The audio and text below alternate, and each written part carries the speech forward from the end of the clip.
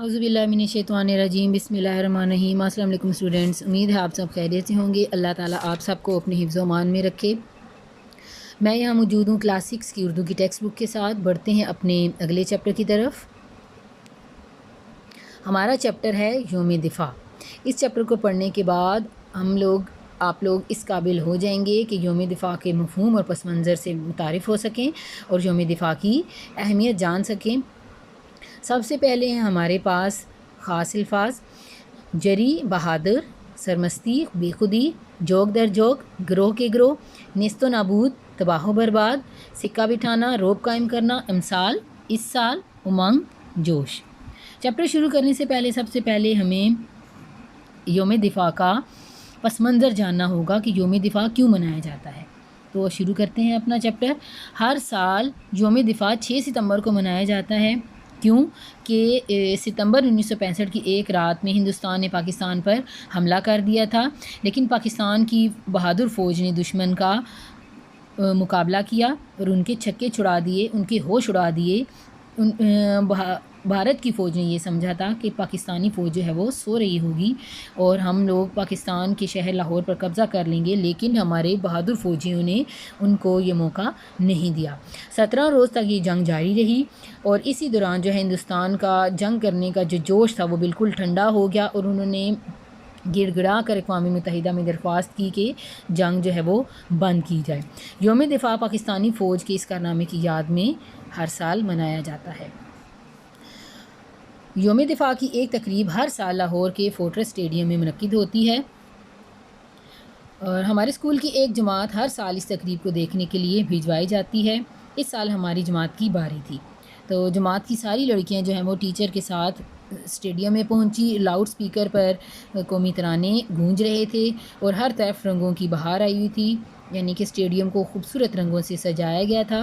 ہم پہلے سے ہی مخصوص کی گئی نشستوں پر بیٹھ گئے، یعنی کہ ہمیں پہلے سے ہی ہماری سیٹ فکس تھیں، ہم وہاں جا کر بیٹھ گئے۔ تقریب کا آغاز ہوا، تلاوت قرآن پاک کی گئی، اس کے بعد حضور پاک صلی اللہ علیہ وسلم کی حضور نعت پیش کی گئی اور اس کے بعد قومی ترانہ پڑھا گیا۔ قومی ترانے کے احترام میں سب لوگ جو ہیں وہ کھڑے ہو گئے اپنی اپنی جگہوں پر۔ اس کے بعد فوجی جوان جو ہیں مختلف دستوں کی صورت میں مارچ کرتے ہوئے وہاں سے گزر رہے تھے۔ فوجی جوانوں کے قدموں کی دھمک اور نغمے کے پرجوش بول جو ہیں وہ دلوں میں عجیب سی امنگ اور سرمستی پیدا کر رہے تھے۔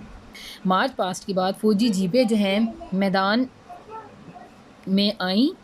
ہم یہ دیکھ کر بہت زیادہ حیران ہوئے کہ ہمارے فوجی جوانوں نے صرف 3 سیکنڈ میں تسمے والے جوتے پہن کر رائفلیں بھی اٹھا لیں اور اپنے محاذ پر ڈٹ گئے۔ انہوں نے اپنی رائفلوں کو کھول کر نیچے رکھا اور پھر صرف 15 سیکنڈ میں ان کو جوڑ کر ہوائی فائرنگ بھی کر کے دکھائی۔ ان کا ایک اور کارنامہ یہ تھا کہ وہ چلتی ہوئی جیپوں سے انہوں نے چھلانگ لگا کر اپنے اپنے مورچے سنبھال لیے۔ ناظرین نے، یعنی کہ وہاں جو لوگ بیٹھے ہوئے تھے، ان لوگوں نے جب یہ سب کچھ دیکھا تو جوش و خروش سے وہ تالیاں بجا کر ان کی تعریف کرنے لگے۔ ہوائی جہاز سے پیراشوٹ کے ذریعے چھلانگ لگانے کے منظر بھی بہت دلکش تھے۔ ایسے نوجوان بھی تھے جنہوں نے اپنی جسمانی طاقت کا بھی مظاہرہ کیا اور ایک فوجی جوان نے تو 4 موٹر سائیکل سواروں کو رسی کی مدد سے ایسے روکے رکھا تھا کہ اس نے اپنی پوری طاقت لگا دی تھی۔ ایک فوجی جوان نے چلتی ہوئی جیپ کو دونوں ہاتھوں سے روک کر دکھایا تو ایک جوان نے اپنی طاقت کا ایسا سکہ بٹھایا کہ لوگ جو ہیں وہ اسے داد دیے بغیر نہ رہ سکے۔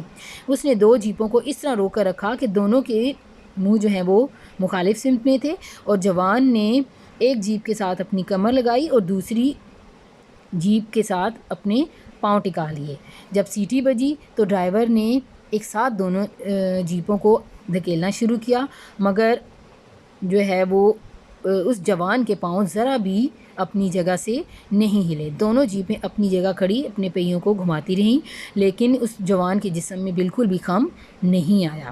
اور سب سے آخر میں اسلحے کی نمائش کی گئی۔ خدا کے فضل سے ہم نے اپنے دفاع کے لیے بابر، غوری، غزنوی، بدر اور حطف جیسے میزائل بنا رکھے ہیں تاکہ اپنے ملک کو دشمن کی میلی نگاہوں سے بچا سکیں۔ ہم اپنی فوج پر فخر کرتے ہیں، اور اگر دشمن نے کبھی ہمارے وطن کی طرف میلی آنکھ سے دیکھنے کی کوشش بھی کی تو ہم اسے تباہ و برباد کر دیں گے۔ اور سچی بات تو یہ ہے کہ یہ سب چیزیں دیکھنے کی ہیں، بتانے سے اتنا لطف محسوس نہیں ہوتا جتنا اس تقریب میں جانے سے اور اس کو سامنے دیکھنے سے محسوس ہوتا ہے۔